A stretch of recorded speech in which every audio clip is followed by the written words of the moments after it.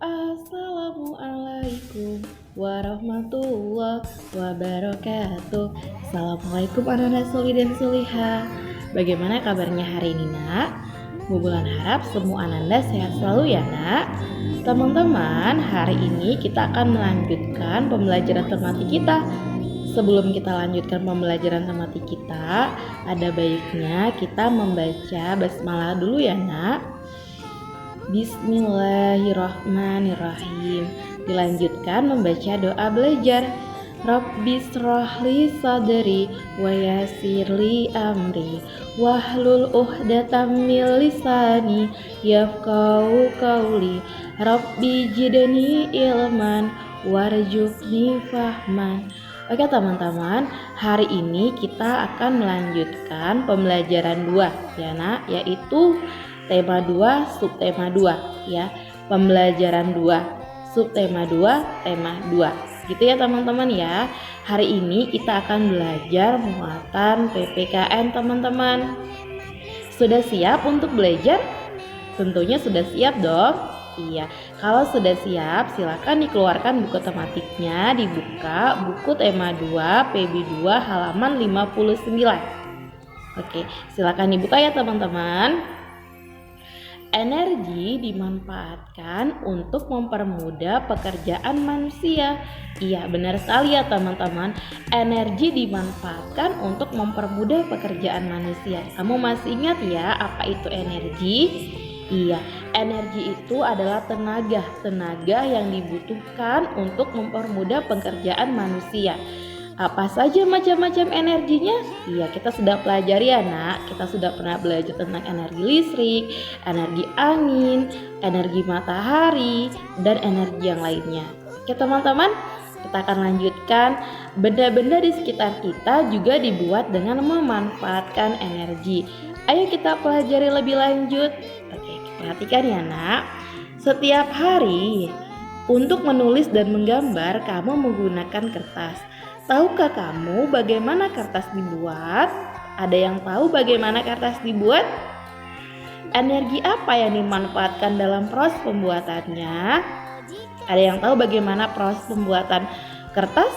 Oke, supaya kamu lebih tahu silakan disimak ya nak. Kita lanjut ke ayo mengamati.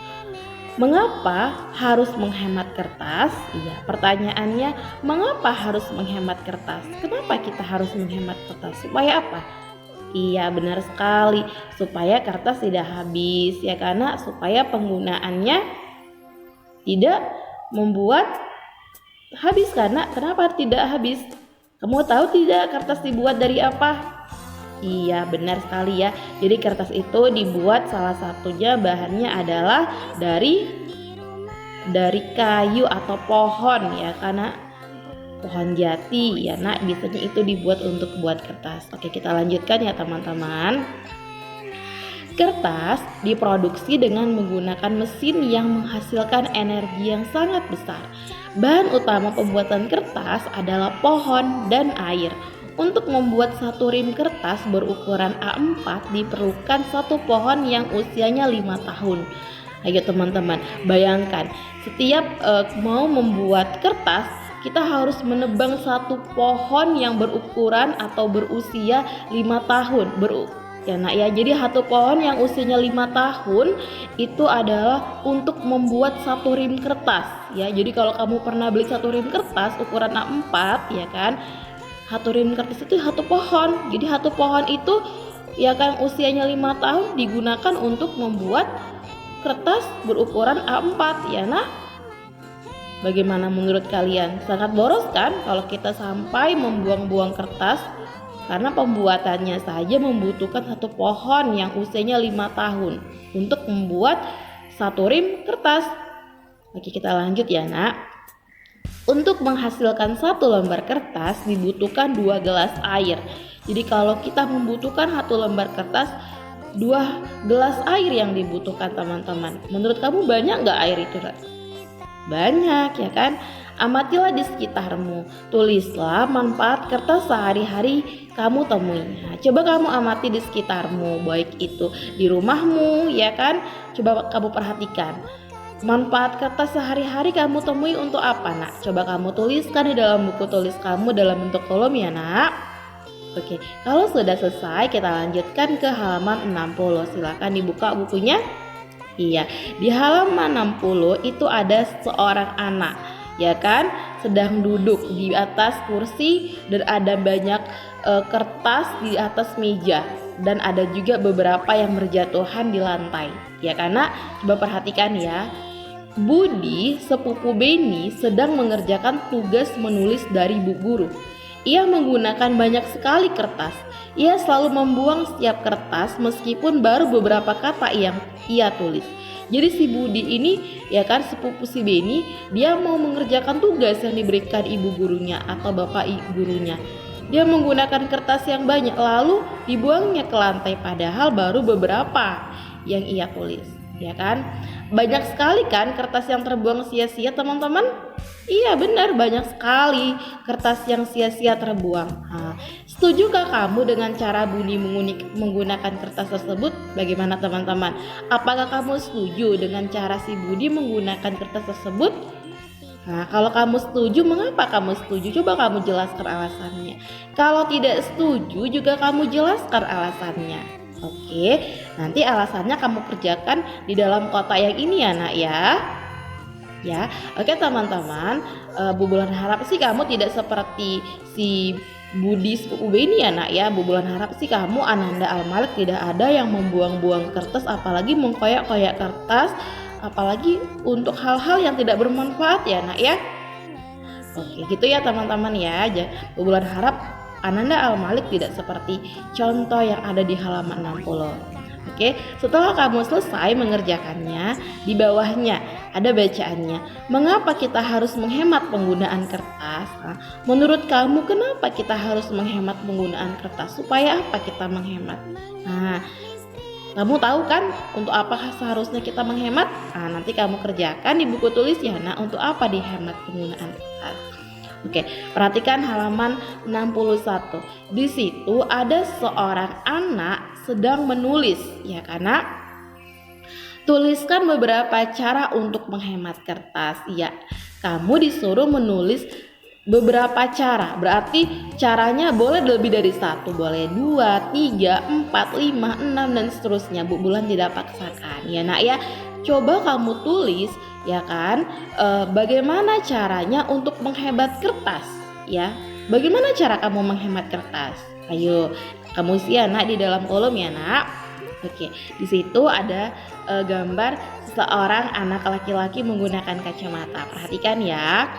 Ketika kita menghemat kertas, kita ikut menghemat penggunaan energi. Iya, benar sekali. Ketika kamu menghemat kertas, ketika kita menghemat kertas, kita membutuhkan pohon kan, nak, kalau membuat kertas. Jadi kalau kita hemat kertas berarti pohon yang mau ditebang berarti dihemat kan. Tadi katanya yang di halaman 59 ya, karena kalau kita mau membuat satu rim kertas berukuran A4, kita memerlukan satu pohon yang usianya 5 tahun untuk ditebang, ya kan. Jadi kalau kamu menghemat kertas, ya kan, seperti yang di halaman 61, ya, berarti kamu sudah menghemat penggunaan energi. Iya, kita juga menghemat pohon-pohon di hutan, ya kan. Jadi pohon-pohon di hutan tidak semuanya ditebang. Kalau seandainya pohon ditebang semuanya, bagaimana dengan bumi kita? Apa yang terjadi? Ya kan, pasti bumi kita akan gersang, ya, karena banyak kan pohon-pohon yang di hutan setelah ditebang tidak dilakukan reboisasi. Banyak kan. Ngomong-ngomong reboisasi, kamu masih ingat ya reboisasi? Ada yang tahu reboisasi? Iya, nanti kalau nggak tahu coba cari tahu ya teman-teman ya. Sebenarnya reboisasi ini sering kita dengar ya dalam kehidupan sehari-hari ya. Oke, kita lanjutkan. Kita ikut menjaga bumi kita supaya setiap orang bisa hidup nyaman di bumi.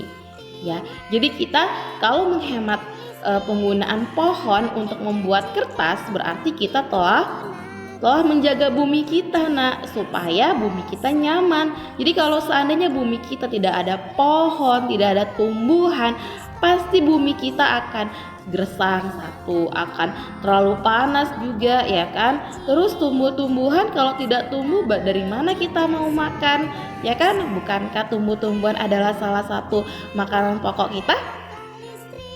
Ya kan, seperti padi itu kan tumbuh-tumbuhan kan nak.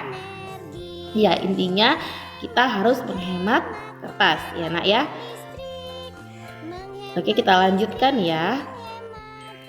Kita ikut menjaga bumi kita supaya setiap orang bisa hidup nyaman di bumi. Menggunakan kertas yang sisanya masih kosong, teliti saat menulis. Menggunakan hanya benar-benar ketika dibutuhkan adalah hal sederhana yang bisa kita lakukan untuk menghematnya.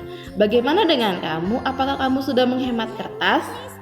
Iya, nanti silakan kamu jawab sendiri ya. Apakah kamu sudah menghemat kertas? Iya. Terus di bawahnya, tuliskan contoh-contoh pelaksanaan hak dan kewajiban secara seimbang.